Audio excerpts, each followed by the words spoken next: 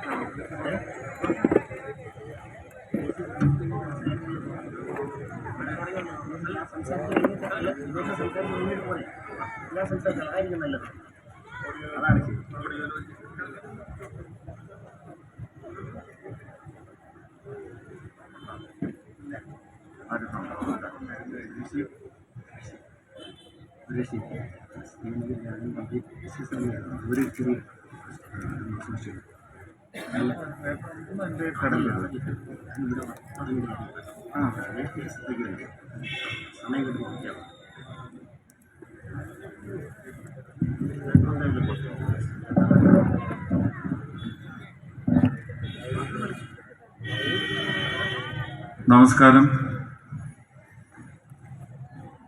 ലോക്സഭാ തെരഞ്ഞെടുപ്പാണ്.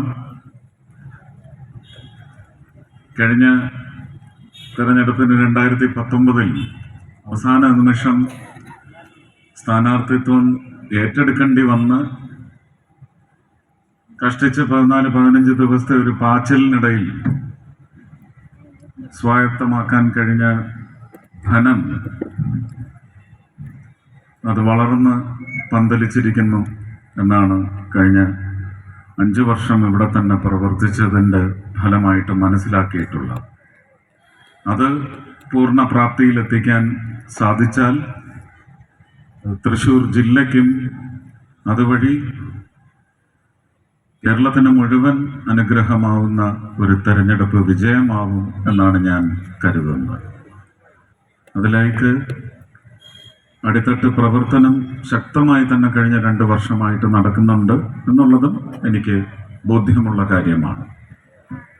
എല്ലാ ബൂത്ത് പ്രസിഡന്റുമാരെയും ഇൻചാർജുമാരെയും കഴിഞ്ഞ ഒരു 2-3 മാസത്തിനിടയ്ക്ക് വിവിധ പരിപാടികളിലായി 14 മണ്ഡലങ്ങളിലെ ബൂത്ത് പ്രസിഡന്റുമാരെയും ഇൻചാർജുമാരെയും കണ്ട് നേരിട്ട് മുഖാമുഖം നടത്തിക്കഴിഞ്ഞു. ഇത്രത്തോളം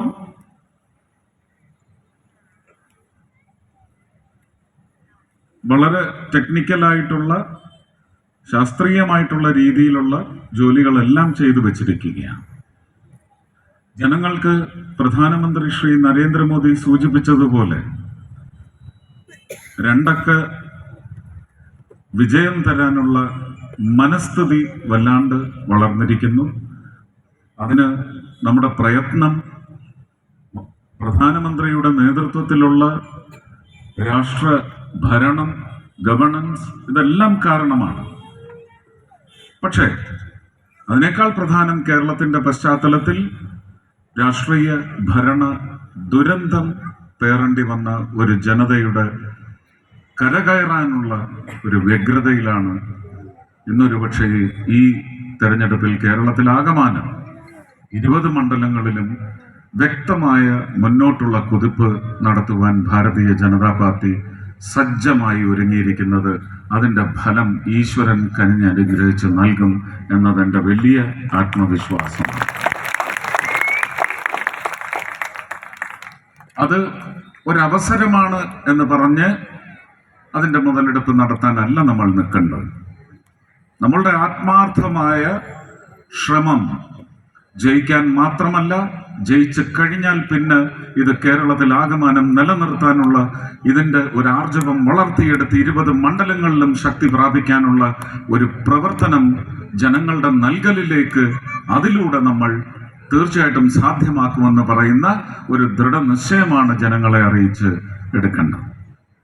ഞാനതാണ് ചെയ്യുന്നത്. എൻ്റെ പ്രസംഗം ഞാൻ അവസാനിപ്പിക്കുകയാണ്. എനിക്ക് തേവരെ സ്വീകരിക്കാനും പോകണം. അതിനു മുമ്പ് 2-3 പരിപാടിയുമുണ്ട്. ഇത്തവണ തൃശ്ശൂരെന്നല്ല, കേരളം വോട്ട് ചെയ്യേണ്ടത് തന്നെ അവരവർക്ക് വേണ്ടിയാണ്.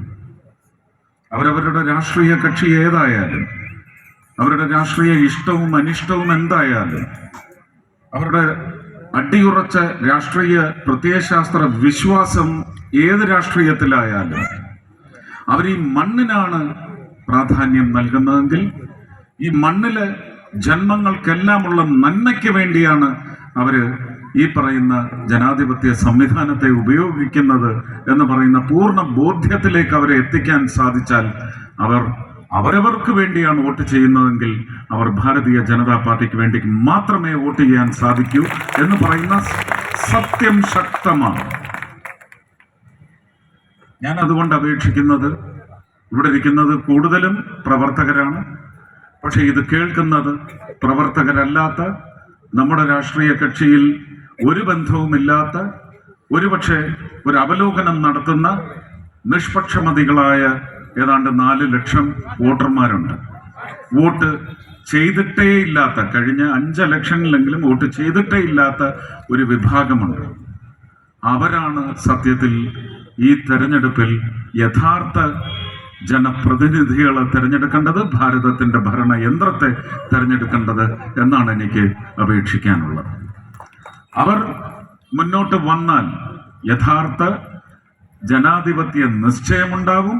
ആ നിശ്ചയത്തിലൂടെ നമുക്ക് ഭരണത്തിന്റെ മികവ് കേരളത്തിലും വളർന്ന് പടർന്ന് പന്തലിക്കും എന്നുള്ള കാര്യത്തിൽ നമുക്ക് വലിയ ആത്മവിശ്വാസമാണ് വേണ്ടത്. എല്ലാവരും പറയുന്നത് പോലെ ഒരു സംശയവും വേണ്ട എന്നല്ല, വലിയ ആത്മവിശ്വാസമാണ് എനിക്കത് പകർന്നു നൽകിയിട്ടുള്ളത്.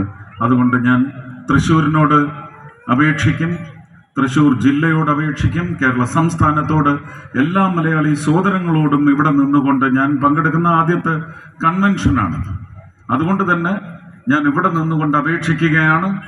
നിങ്ങളുടെ മനസ്സ് പറയുന്നത്, നിങ്ങളുടെ ഹൃദയം പറയുന്നത് ചെയ്യൂ.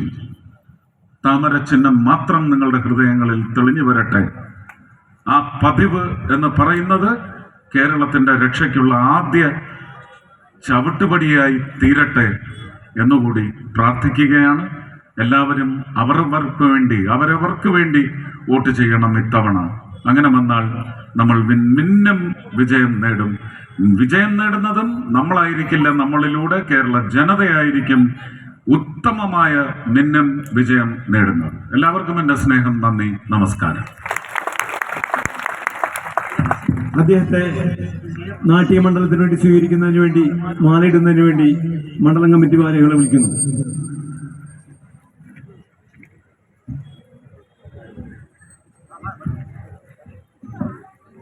ഔദ്യോഗിക സ്വീകരണത്തിന് ശേഷം ഓഡിയോ ലോഞ്ചിങ്, സേവകൻ എന്ന ഒരു ഓഡിയോ നരേന്ദ്രമോദിയെയും സുരേഷ് ഗോപിയെയും എല്ലാം കുറിച്ച് ഇവിടുത്തെ ചില പ്രവർത്തകർ എഴുതിയിട്ടുള്ള ചില രചന വിനോദ് വളപ്പിൽ രചിച്ച് ശ്രീരാജ് തളിക്കുളം സംഗീതം നൽകി രവീന്ദ്രൻ ആനേശ്വരം ആലപിച്ച സേവകൻ എന്ന ഓഡിയോയുടെ ലോഞ്ചിങ് നമ്മുടെ ആരാധനായ സുരേഷ് ഗോപി സാർ ഇപ്പൊ നിർവഹിക്കുന്നതാണ്.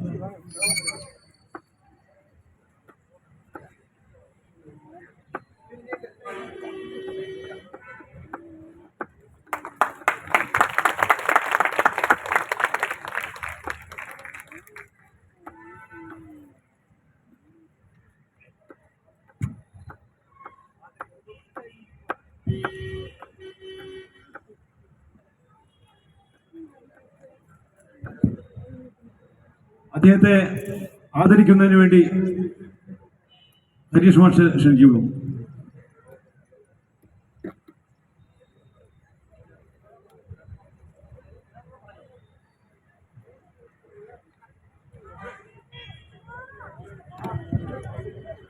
രചന നിർവഹിച്ച വിനോദ് വളപ്പിൽ ആദരിക്കുന്നു. സംഗീതം നൽകിയ ശ്രീരാജ് തളിക്കുളം, ഈ ഗാനം ആലപിച്ച രവീന്ദ്രൻ ആനേശ്വരം,